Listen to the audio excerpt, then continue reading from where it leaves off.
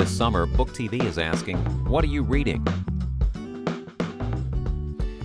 This summer I plan on reading several books, a couple of them that I need to finish right now.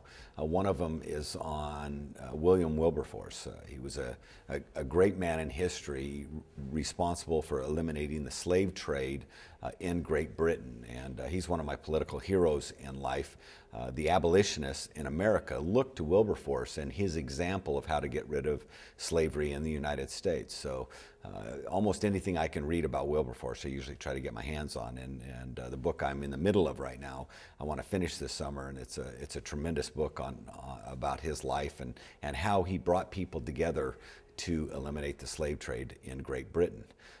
Another book that I'm going to read this summer is called The Longest Day. It's about that terribly long day when we invaded Europe at Normandy that eventually led to the end of World War II. And it's a friend of mine recommended it to me, and he says it's just an amazing book. So I'm excited about reading that. Some recent books that I read that I would recommend to people. One written by a Navy SEAL about his experiences in Afghanistan.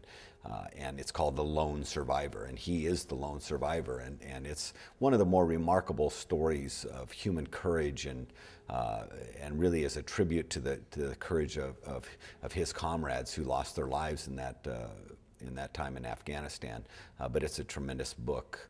Another great book that I just read not too long ago called The Great Upheaval by Jay Winnick.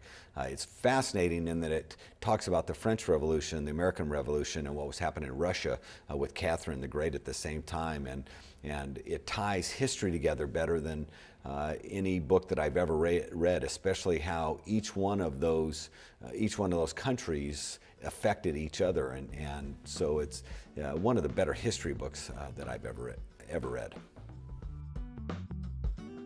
To see more summer reading lists and other program information, visit our website at booktv.org.